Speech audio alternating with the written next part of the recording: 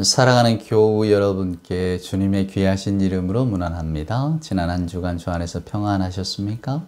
오늘도 주께서 가난하고 메마른 저희들의 영혼 가운데 찾아오셔서 우리들을 하나님께로 더 가까이 또 하나님을 향한 불타는 성령으로 우리의 마음들을 불태워 주시기를 소망합니다. 성령님 오셔서 저희들의 생각과 마음을 밝혀주시고 또 오늘 이 시간 주님 앞에 예비하는 모든 하나님의 자녀들에게 하나님과 동행하는 기쁨을 알게 해주시기를 간절히 축원합니다. 우리 찬송가 함께 부르면서 오늘 또 하나님 앞에 예배를 올리도록 하겠습니다. 찬송가 23장 만입이 내게 있으면 그 입 다 가지고 1절과 2절 함께 찬송할까요? 만입이 내게 있으면 그 입 다 가지고 내 구주 주시는 종을 늘 찬송하겠네. 내 은혜로신 하나님 날 도와주시고 그 크신 영광 널리 펴 알게 하소서.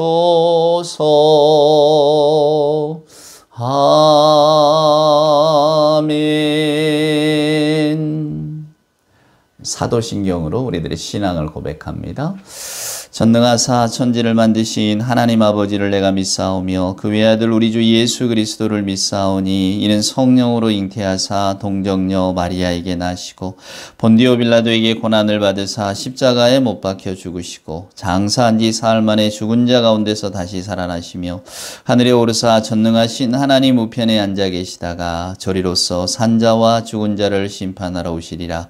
성령을 믿사오며 거룩한 공회와 성도가 서로 교통하는 것 죄를 사하여 주시는 것과 몸이 다시 사는 것과 영원히 사는 것을 믿사옵나이다. 아멘. 성시 교독합시다. 찬송가 뒤에 있는 성시, 오늘은 사순절 성시를 함께 교독할까요? 127번입니다. 127번 교독문 한 절씩 교독합니다. 여호와를 자기 하나님으로 삼은 나라 곧 하나님의 기업으로 선택된 백성은 복이 있도다. 여호와께서 하늘에서 굽어보사 모든 인생을 살피시며 곧 그가 거하시는 곳에서 세상의 모든 거민들을 굽어 살피시는도다. 그는 그들 모두의 마음을 지으시며 그들이 하는 일을 굽어 살피시는 이로다. 많은 군대로 구원 얻은 왕이 없으며 용사가 힘이 세어도 스스로 구원하지 못하는도다. 우리 영혼이 여호와를 바라며 그는 우리의 도움과 방패시로다. 우리 마음이 그를 즐거워하며 우리가 그의 성호를 의지하였기 때문이로다. 여호와여, 우리가 주께 바라는 대로 주의 인자하심을 우리에게 베푸소서. 아멘. 오늘 예배 찬송가는 찬송가 149장입니다. 저는 요 사순절 기간 특별히 주님의 십자가를 묵상한다 하면 맨 처음에 떠오른 찬송가가 이 149장이거든요. 가사를 이렇게 곰곰이 생각해 보시면 저와 여러분에게 성령께서 하시는 말씀이 들려올 겁니다. 우리 찬송가 149장 1절과 4절 한번 찬송할까요? 찬송가가 짧아서 1절과 4절 함께 찬송합시다. 149장입니다.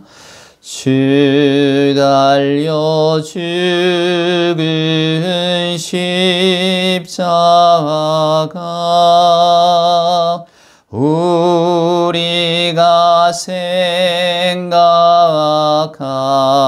때에 세상에 속한 욕심을 헛된 줄 알고 버리네. 온 세상 만물 가져도 주의 못 따갑겠네.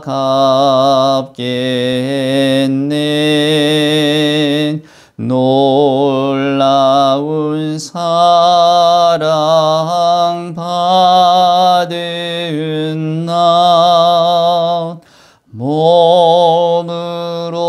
셈을 삼겠네.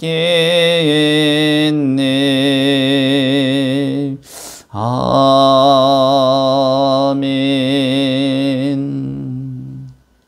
기도하겠습니다.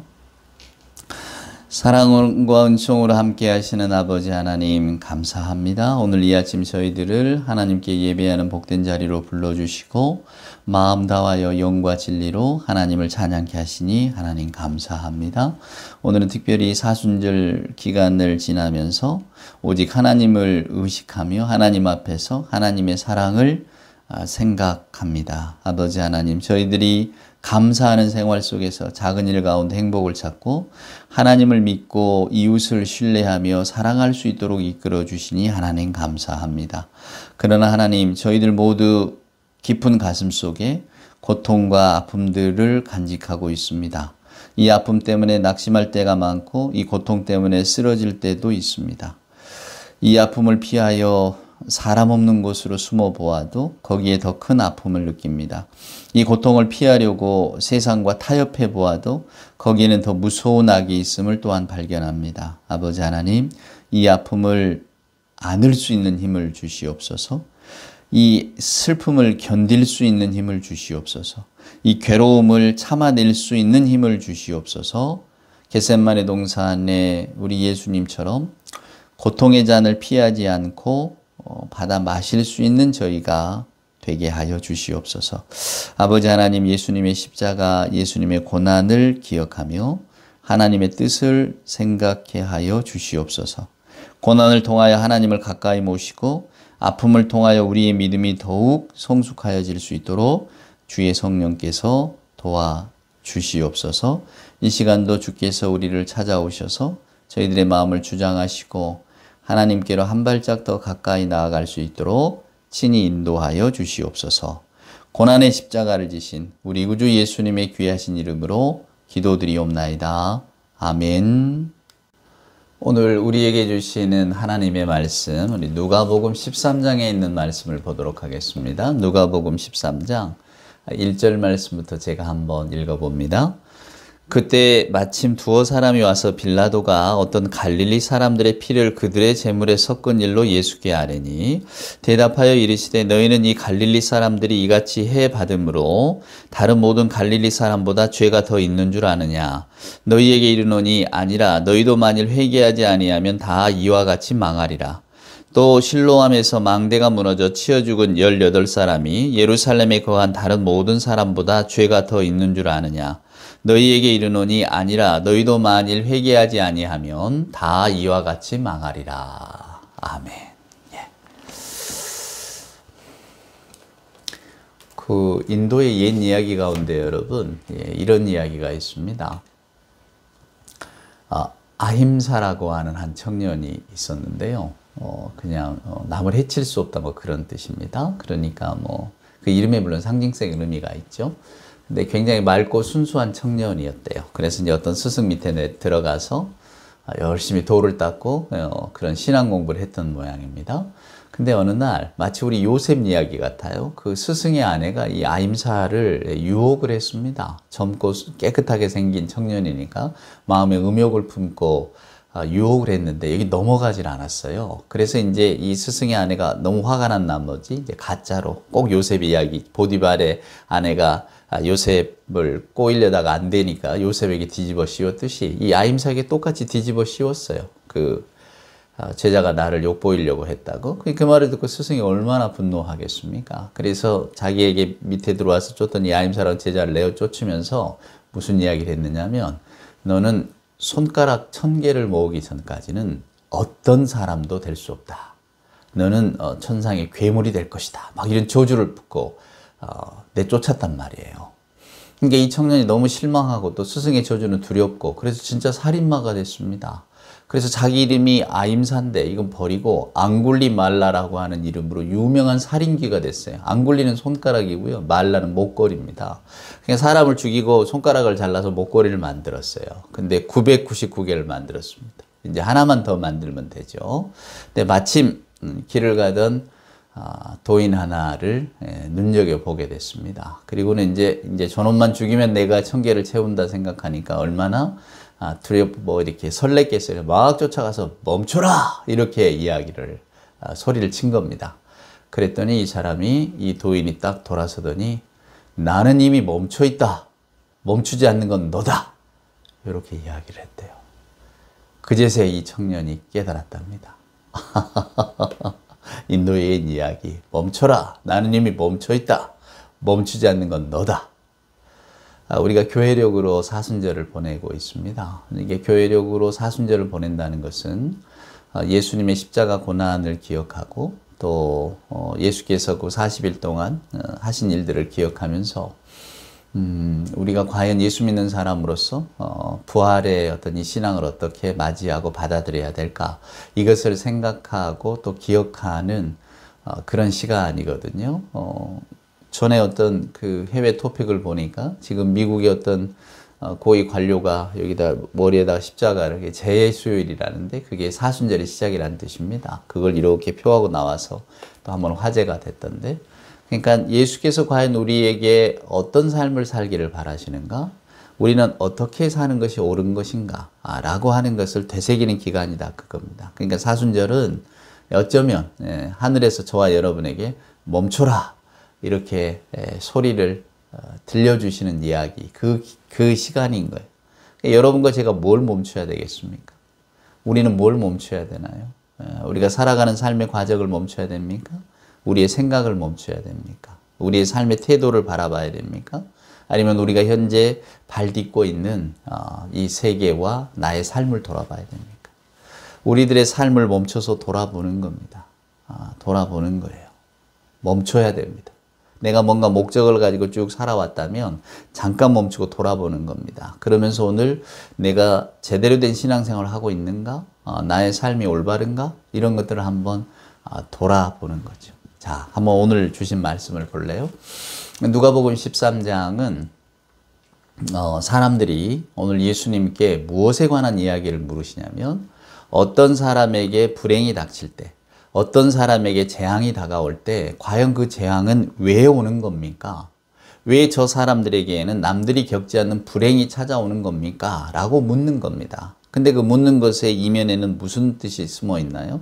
그것은 저 사람들에게 불행이 찾아들고 저 사람들이 지금 삶이 어려워진 것은 하나님께서 심판하시기 때문 아닙니까? 이렇게 묻는 겁니다. 또 다시 뒤집어서 이야기하면 불행을 당하고 고통스러운 일을 만난 사람은 그럴 만한 일을 했기 때문에 지금 당하는 것 아닙니까? 그 말이 숨어 있는 겁니다. 그러니까 어떻게 생각해도 결국은 그 화살이 그 불행을 당한 사람에게 날아가고 있는 거예요. 여기 한번 본문을 보시면 이런 이야기를 합니다. 그때 마침 두어 사람이 와서 빌라도가 어떤 갈릴리 사람들의 피를 그들의 제물에 섞은 일로 예수께 아뢰었다. 자, 무슨 이야기냐면 아마도 예루살렘에 또 이렇게 하나님의 절기 가운데 유대인들이 예루살렘에 올라와서 이제 그들만의 하나님께 대한 봉헌을 했겠죠. 근데 이제 그때는 로마 통치 시절이잖아요. 그러니까 그들 가운데 원래 갈릴리 사람들이 좀 과격합니다. 그러니까 좀 분을 잘 표현합니다. 이 나라를 뺏겼으니 얼마나 분노가 있겠습니까? 근데 그걸로 어찌됐건 시비가 붙었든지 어쨌든지 하여간 이 빌라도의 부대, 즉 로마 병정들하고 싸움이 나서 이 몇 사람이 죽었던 모양이에요. 그러니까 결국 예루살렘에 하나님께 예배하러 왔다가 죽임을 당했으니까 굉장히 황망스러운 일이죠. 근데 지금 예수님께 와서 묻는 사람들은 이렇게 묻고 있는 겁니다. 빌라도가 전에 그 유대 사람들을 죽였는데 그 빌라도의 손에 죽은 그 유대 사람들은 어떤 잘못을 했을까요? 그 사람들이 과연 하나님께 무슨 잘못을 했길래 그런 벌을 받았을까요? 이렇게 묻고 있는 거예요. 근데 그 다음에 이제 실로암 망대 이야기가 나옵니다. 망대라는 게 높은 건축물인데 그게 무너져서 18명이 거의 깔려 죽었는가 봐요. 우리가 생각할 때는 지금이야 무슨 재해가 일어났으니까 그렇죠? 예. 어떤 재해를 방지해야 되는데 못했다. 책임도 묻겠지만 그때는 그냥 폭삭 무너져서 18명이 죽었으니 굉장히 큰 사건입니다. 근데 이제 그걸 가지고 예수님께 질문을 하는 거예요. 예수님, 이 사람들이 지금 이렇게 실로암 망대가 무너져서 깔려 죽은 것은 이 사람들이 뭔가를 잘못해서 그런 건 아니겠습니까? 인과응보 논리를 갖고 가는 거죠. 잘못했으니까 거기에 대해서 벌을 받는 거고, 그 말은 뒤집으면 잘하면 상을 받는 거고, 권선징악의 논리하고 똑같습니다. 어디서 많이 들어보지 않으셨습니까? 이게 욥기에 나와 있는 내용과 똑같습니다. 욥이 재난을 당했을 때 친구들이 찾아와서 욥에게 이야기를 하는 내용이 뭐냐면, 물론 위로하라고 찾아왔지만 그 위로하려고 찾아온 친구들의 말소리가, 그리고 그 대화의 내용이 욥에게는 오히려 더 화살처럼 상처를 덧입히는 말들이었잖아요. 네가 뭔가 잘못한 거 있으면 하나님께 다 아뢰란 말이야. 하나님은 아무 이유 없이 사람에게 벌을 주는 분이 아니기 때문에 네가 지금 당하는 벌은 하나님 앞에서 우리는 모르지만 또 네가 모를 수도 있다. 너의 자녀들이 그런 벌을 할 수도 잘못을 할 수도 있으니까. 왜냐하면 욥의 자녀들이 다 죽었잖아요. 그러니까 욥을 나무라고 또 욥에게 계속해서 강요하는 겁니다. 너 빨리 하나님 앞에 잘못을 고백하라고. 하나님이 아무런 이유 없이 너에게 벌을 주겠느냐고. 우리 하나님은 정의의 하나님이고 오르신 하나님인데, 그 하나님께서 뭔가 인간에게 사인을 주실 때, 벌을 주실 때에는 그게 다 이유가 있는 거야. 그러니까 빨리 회개하라고. 이렇게 지금 이야기를 하고 있는 겁니다. 그러니까 오늘 본문의 내용과 똑같아요. 제가 어찌됐건 신학과 심리학을 오래 공부했는데, 심리학을 공부하면서 제가 배운 게 있습니다. 그건 뭐냐면, 다른 어떤 놀라운 걸 깨달은 게 아니라 조금은 덜 실수하게 되고 조금은 덜 어리석게 됐다는 겁니다. 조금은 덜 어리석고 덜 실수하고. 무슨 이야기냐면, 사물이 돌아가는 이치들을, 또 사람의 마음들을 이렇게 살피니까 어떤 사람이 또 어떤 이야기를 할 때에 그건 아닌 것 같네요. 그러니까 후회할 말이나 후회할 일들이나 아니면 뭔가 좀 잘못된 것들에 대해서 그냥 그런 일이 있었어요? 이렇게 넘어가서 실수하는 일들을 조금 줄이더라 그 말입니다. 예를 들면 이런 겁니다. 저 어려서도 기억이 납니다. 어려서는 아주 꼬마였던 때는 아니고요. 제가 20대 때에 하여간 우리나라에도 그랬지만은 세계적으로 어떤 열풍이 불었냐면, 모차르트 음악을 들으면 머리가 좋아진다. 그걸 모차르트 이펙트라고 합니다. 그래서 모차르트 음악을 아이에게 좀 들려주자. 모차르트 음악 속에는 사람의 뇌파를 자극하는 게 있어서 사람의 이 뇌가 더 명민해진다. 이런 이야기. 그래서 어린아이일수록 그런 걸 많이, 혹은 태교를 한다고, 그런 모차르트 음악을 많이 들으면 아이의 지적인 능력이 향상이 된다. 이런 이야기가 있었습니다. 그리고 그럴듯한 미국의 누가 심리학자가 이야기하고 누가 이야기했고 이러면서 굉장히 세계적으로 선풍적인 인기를 끌었죠. 아마 여러분들 가운데도 모차르트 이펙트 이런 걸 내가 사서 들었던, 혹은 내 아이에게 들려주었던 기억이 있다. 이런 분이 있으실걸요? 심지어는 식물도 그런 모차르트 음악을 들려주면 더 많은 곡식을 내고 더 많은 열매를 내고 그런다고 하는 기사들, 신문 기사도 심심치 않게 나왔더랬습니다. 저는 심리학을 모를 때는 그럴 수도 있겠거니 생각을 했지만, 공부를 해보니까 그게 다 엉터리라는 걸 알았습니다. 네, 놀라셨나요? 엉터리입니다. 모차르트 음악을 듣는다고 해서 사람의 뇌가 각성이 되거나 사람이 뭔가 이렇게 더 공부를 잘하게 되거나 직접 능력이 뛰어나거나 그런 건 아니에요, 여러분. 모차르트 음악이 나쁠 리가 있겠습니까? 이 음파를 보면 아주 부드러워서 사람에게 그냥 이렇게 부드러운, 뭔가 좀 평온하게 하고 그런 그 힘을 불러일으키는 게 있대요. 하지만 그렇다고 해서 우리가 머리가 좋아지거나 인간이 그렇게 단순한 게 아닙니다. 모차르트 이펙트, 그런 것들이 우리 마음을 사로잡지만 실은 그런 건 사실이 아니라고. 유명한 이야기가 마시멜로 이야기도 마찬가지입니다. 저도 그 실험을 굉장히 주의 깊게 기억했는데, 왜냐하면 신기했거든요. 어린 아이들에게 마시멜로라고 하는 그 맛있는 이렇게 젤리 같은 사탕, 단맛이 나는 걸 주고, 지금 먹지 말고 좀 기다려라. 그러면 나중에 더 많은 젤리를 주겠다라고 했을 때, 어떤 아이들은 그걸 못 기다리고 참고 먹어버렸고, 어떤 아이들은 더 큰 보상을 위해서 그냥 쭉 기다리고, 참을성 있게 기다렸다는 거죠. 그 아이들이 이렇게 쭉 자라나서 어떤 일을 하고 있는가, 10년 종단 연구, 이렇게 해서 해보니까, 그때 참고 견딘 애들이 훨씬 많이 더 성공했더라. 사회적으로 높은 지위에 올라갔더라. 그런 이야기 있지 않았습니까? 그래서 정말로 우리 어린아이 때부터 중요한 건, 들성 부른 나무 떡잎부터 안다고, 이게 인내력, 혹은 참을성, 자기를 통제하는 거잖아요. 먹고 싶으면 참는 거잖아요. 그런 것들이 오히려 이 사람들의 미래를 결정한다. 그래서 어린아이일수록 참을성 있게 이런 인격적인 훈련을 시켜야 된다. 이런 이야기들 말입니다. 근데 그것도 여러분 실은 다 엉터리입니다. 네. 몇몇이 그 연구가 없었던 건 아니에요. 실제로 있고 실제로 그런 결과도 나왔습니다만은, 다른 심리학자들이 이렇게 볼 때에 과연 참고 기다리고 아니면 그냥 참고 기다리던 아이들과 막 먹고 있던 아이들의 가정 형편이라든가 그 이들의 어떤 생활의 어떤 여건들이 다르다는 것을 조사를 했는가 말이에요.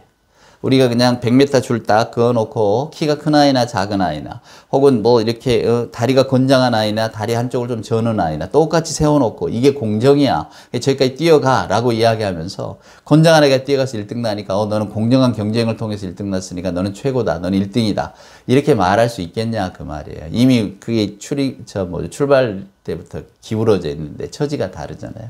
그래서 다른 심리학자들이 그걸 보았습니다. 그랬더니 참고 기다리고 인내심이 있다고 생각했던 애들 대부분 부유한 집 아이들이었어요. 그리고 그냥 뭐든 막 먹어 없어지면 먹고 나면 내게 없어지는 막 지금 먹어야만 내게 기다리는 그런 게 아니라 그냥 안 먹어도 먹을 게 나중에 계속해서 나오는 그렇기 때문에 그런 여유를 갖고 있었던 거예요. 그리고 그냥 성급하게 막 집어먹었던 아이들은 조금 가난한 집 아이들이거나 형제가 많거나 그러니까 이게 지금 먹지 않으면 다 없어지니까 그냥 먹어버렸다 그 말입니다. 그런 아이들이 쭉 그런 여건을 가지고 자랐으니까 뭔가 이렇게 부모의 어떤 재력이 뒷받침이 되고 여건이 되고 하는 아이들이 당연히 좋은 직업 갖고 성공하고 이런 것들은 지금 뭐 오늘날에 우리 사회가 보여주는 것처럼 마땅한 길 아닙니까? 그렇게 해서 가더라 그 말이에요. 연구 결과가 그냥 똑같은 아이들인데 참을성이 있는 아이와 없는 아이가 이게 좀 달랐다. 이런 건 아니다 그 말입니다. 신학도 마찬가지입니다. 저도 뭐 거의 제가 96년도에 목사 안수를 받았으니까 거의 30년 다 돼 가잖아요. 근데 이렇게 성경을 읽고 또 교회 다니는 분들과 신앙인들과 이야기하다 보면 잘못된 신앙을 갖고 계신 분들이 참 많아요. 그게 잘못됐다는 게 성경 말씀을 곡해하는 겁니다. 마치 하나님은 권선징악의 하나님, 인과응보의 하나님처럼 받아들이고 생각하는 분들이 참 많으세요. 그러니까 욥기라고 하는 성경이 우리에게 하나님은 우리가 뭘 드린다고 해서 바로 보상하시고 우리가 뭘 잘못한다고 해서 바로 처벌하시고 그런 하나님이 아니라는 것을 누누이 가르쳐 주셨는데 그리고 아마도 교회 다니시면서 많이 그런 이야기를 들으셨을 텐데 그럼에도 불구하고 마치 우리가 기복신앙 그저 다른 건 다 묻지 마시고 내가 하나님께 정성을 드리면 내게 잘 좀 해주세요 라고 하는 그런 신앙을 가지고 있는 분들이 많더라 그 말이에요. 오늘 이 누가복음 13장도 마찬가지입니다. 제가 오늘은 뭐 읽지는 않았습니다만 여러분 요한복음 9장에 보면 어떤 이야기가 나옵니까? 이 나면서부터 눈먼 자 이야기가 나옵니다. 그래서 그 자를 데리고 와서 사람들이 물어요. 이 사람이 왜 눈이 멀었느냐고 왜 눈이 멀게 태어났느냐고 이게 누구 잘못이냐고 이 사람 잘못이냐고 부모의 잘못이냐고.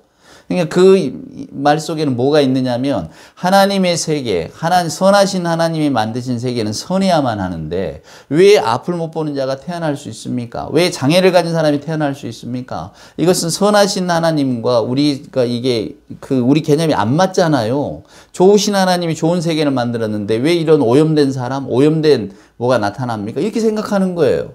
그러니까 이건 하나님 책임은 아니니까 다 지 책임이지. 네 잘못이지. 네가 뭔가를 크게 잘못했으니까 하나님이 벌을 주시는 거지. 여러분 되게 이렇게 말을 하는 사람들이 어떤 사람들입니까? 자기는 멀쩡한 사람들이거든요. 그러니까 그냥 남에게 막 말을 할 수 있는 거야. 이건 너 잘못이야. 네가 벌 받는 거야. 이렇게 이야기하면서 하나님의 어떤 그 존재까지도 규정을 지어버리시잖아요. 제가 지난주에 우리 하나님은 두 손이 있다고 루터가 표현했다고 지팡이와 막대기가 다르다고 이야기를 했단 말입니다. 그러나 하나님의 분명히 크신 손은 성경을 읽어보면 사랑의 하나님이세요. 하나님은 심판하시는 하나님이 아니다 그 말입니다.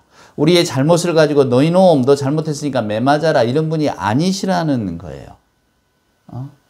그러니까 우리가 하나님께 너무 최선을 다하고 언제나 하나님을 잘 섬긴다고 해서 오늘 우리가 살아가면서 겪는 어떤 불행들이 다 나를 비껴가느냐면 그렇지 않아요. 우리는 하나님이 하신 일들, 하나님이 만드신 세계를 다 모릅니다. 왜? 우리는 피조물이니까. 하나님을 우리가 선하다고 인식하고 성경에 계시되는 하나님이 아들을 내어주시기까지 사랑이 크신 아버지이기 때문에 우리가 그분을 믿고 신뢰하고 나아가는 것이지 그분이 하시는 일들, 그분의 생각들을 우리가 어떻게 다 알 수 있겠습니까? 아니 사랑하는 아들이 십자가에 내어준다고요? 그걸 어떻게 우리가 상상할 수나 있겠어요? 근데 하나님께서 그런 일들을 하십니다. 하나님이 하시는 일은 우리 인간이 예측할 수가 없어요. 근데 어떻게 하나님을 규정합니까? 하나님이 하시는 일들을 내가 다 한다고 말할 수가 있나요? 내가 잘하면 하나님은 복 주시고 내가 잘못하면 하나님은 그 자리에서 벌을 주시고 그런 하나님입니까? 오늘 갈릴리에서 죽은 사람들, 실로암 망대가 무너져서 죽은 사람들이 그럼 다 이게 하나님 앞에 잘못해서 그랬나요? 우리가 얼마 전에 큰 산불이 났지 않습니까? 경상북도 뭐 안동 뭐 이렇게 영양 뭐 이런 데 청송 저도 여행을 가면서 참 좋아했던 곳들입니다. 청송의 주황산 뭐 얼마나 단풍이 예쁜지 몰라요. 근데 그런 곳에 다 불이 났단 말입니다. 그러면 오늘 이 성경식으로 이야기하고 또 이런 믿음을 가진 분들식으로 이야기하면 다 그 사람들 잘못해서 벌 받은 거예요. 하나님께서 다 그냥 이렇게 벌 주신 거라고. 우리는 모르지만 뭔가 크게 잘못한 일이 있으니까 우리를 깨우치시고 저 사람들을 깨우치시려고 하나님을 벌 주신 거라고. 예, 말하기는 좋죠. 근데 교회 다니는 사람의 입장으로서 나는 하나님을 믿습니다. 예수를 그리스도로 고백합니다. 라고 하는 사람 입에서는 나와서는 안 되는 말입니다. 왜? 우리가 믿고 있는 하나님은 그런 하나님이 아니라고 성경이 가르쳐주고 있는데 저나 여러분이 우리 하나님을 오해하고 곡해해서 말씀하고 있는 거잖아요. 그러면 그 말씀을 듣는 사람들이 어떻게 생각하겠습니까? 아, 하나님이 그런 분이셔? 하나님은 벌 주시는 분이야? 하나님은 심판하시는 분이야? 물론 성경은 하나님의 심판에 관한 이야기도 나옵니다. 하나님의 벌에 대한 이야기도 나와요. 그러나 훨씬 더 많이 나오는 것은 하나님의 사랑에 대한 이야기입니다. 그래서 우리가 그 다음 구절을 읽지 않았습니다만은 포도원지기에 대한 비유를 하십니다. 포도나무를 심었는데 열매가 안 나니 어떡합니까? 베어버립시다 라고 하는 사람들에게 주인이 조금만 더 기다리라. 1년 더 여유를 준단 말이에요. 그 말은 뭡니까? 하나님은 기다리시는 하나님이라는 뜻이에요. 하나님은 기다리시는 분이지 잘라버리는 하나님은 아니시라고 하는 것을 오늘 성경 말씀이 분명히 저와 여러분에게 보여주고 있습니다. 그러면 우리는 오늘 이 사순절 시기에 또는 신앙생활을 하는 가운데 하나님을 어떻게 인식해야 되나요? 아직도 벌벌벌 떨면서 내가 이거 도덕적으로 잘못하거나 하나님 앞에 온전하지 못하면 하나님 내 이놈하고 벌을 내리실 거야. 나는 그 하나님이 너무 무서워. 하나님은 심판하시는 하나님이니까 나는 두려워. 이렇게 믿으시겠습니까? 아니면 아들을 내어주시기까지 우리를 사랑하시고 끝까지 우리를 기다려주시는 하나님, 이런 하나님을 여러분 믿으시겠습니까? 오늘 예수님은 분명히 그 사람들에게 말씀합니다. 이 사람들이 그냥 이렇게 불행을 당한 것이 이 사람들의 잘못이라고 생각하지 말라고. 이 사람들이 뭔가 잘못해서 벌 받는 게 아니라고. 그런 이 사건들을 보는 우리들은 멈춰 설 줄 알아야 된다고. 지금 예수님이 말씀한 거예요. 멈춰서서 한번 너를 돌아보라고. 손가락 99개, 999개를 잘 모았으니 이제 한 개만 모으면 내가 이제 다 된다 말이야. 목걸이가 완성이 된다. 그러면 이제 나는 또 아직 뭐 천국에 갈 수 있고 뭐 그런 사람으로 바뀔 수 있다. 이것 때문에 지금 우리가 막 뛰고 있는 거 아닙니까? 우리 세상이 어떻게 우리에게 말합니까? 더 많이 갖고, 더 열심히 뭔가를 벌고 소유하고, 그러면서 너의 인생을 누리라고 말하잖아요. 우리가 지금 정신없이 그렇게 살고 있지 않습니까? 근데 오늘 하나님의 세계는 잠깐 멈추어라 라고 하는 겁니다. 제가 최근에 읽었던 시 한 편만 소개하고 오늘 말씀을 맺도록 하겠습니다. 그 이생진이라는 분이 있어요. 뭐 그리움 바다 성산포, 제주도를 배경으로 많이 시를 쓴 분인데 그분이 흰구름의 마음이라고 아주 재미난 시를 쓰셨더라고요. 어떻게 이 시가 되냐면 되게 쉬워요. 사람은 아무리 높은 사람도 땅에서 살다 땅에서 가고, 구름은 아무리 낮은 구름도 하늘에서 살다 하늘에서 간다. 이런 마치 동시 같잖아요. 근데 그 다음 구절이 재밌습니다. 그렇다고 해서 이런 이유로 내가 구름을 좋아하는 건 아니다. 내가 구름을 좋아하는 이유는 구름은 아주 작아서 나뭇가지 사이를 지나갈 때나 아니면 크게 돼서 높은 산 위를 이렇게 덮어 지나갈 때도 절대로 그 존재들을 해치지 않는다고. 산은 피해가고 나뭇가지도 피해간다고. 이게 흰구름의 마음이라는 겁니다. 어떤 영성이 찾아오지 않습니까? 여러분 어떤 영적인 눈이 뻥 뜨이지 않으세요? 그렇습니다. 사람이 아무리 높아도 땅에서 살다 땅에서 갑니다. 그런데 땅에서 살다 땅에서 가는 존재로 끝나는 것은 아니라고 하는 것을 성경이 우리에게 가르쳐 주었습니다. 마치 구름처럼 저희들에게도 하나님의 세계가 있다는 것을 가르쳐 주었어요. 그러면 하나님의 세계 속으로 살아가는 사람들은 어찌 살아야 되겠습니까? 멈출 줄 알아야 되고 우리들의 삶의 모습을 항상 되돌아볼 줄 알아야 됩니다. 그리스도께서 우리에게 가르쳐 주셨던 사랑의 의미들도 한 번씩 되새겨보고 하나님이 어떻게 사는 것을 기뻐하실까라고 하는 것을 항상 마음속에 품고 살아가는 사람이 되어야 한다는 것이죠. 사랑하는 여러분, 믿음 또 혹은 신앙이라는 것, 어떤 사람의 불행을 보고 우리가 그저 한마디 툭 던지기는 쉽습니다. 그러나 그 불행, 그 슬픔에 함께 공감하거나 느낄 줄 알고 그 아픈 마음을 헤아릴 줄 안다면 오히려 우리는 너 뭐 잘못했길래 그런 벌을 받았니? 이것보다는 같이 울고, 우리 성경에 말한 것처럼 함께 울고 함께 웃는 그런 자리에까지도 나아갈 수 있는 그런 마음들. 그게 뭐 흰구름의 마음 아니겠습니까? 해치거나 위압하거나 덮어버리지 않고 그저 같이 이렇게 흘러가는 마음들. 주님은 십자가에서 우리에게 그걸 보여주셨다고 저는 생각합니다. 그 마음, 주님의 십자가를 묵상하면서 또 한 주간 주 안에서 복되게 살아가는 여러분이 되시기를 주님의 이름으로 축원을 드립니다. 기도합시다. 이제는 우리 구주 예수 그리스도 크신 은혜와 아버지 하나님의 만극하신 사랑하심과 자비하신 성령님의 함께 하심이 오늘도 주의 말씀을 듣고 읽고 깨달으며 내 삶의 발걸음을 멈추고 내가 주 앞에서 온전한가를 살피기를 소망하는 우리 예배하는 모든 하나님의 자녀들 머리머리 위에와 저들의 생각과 저들의 믿음 위에 주님 사랑하시는 복된 교회 위에 이제로부터 영원 무궁토록 함께하여 주옵기를 간절히 축원하옵나이다. 아멘.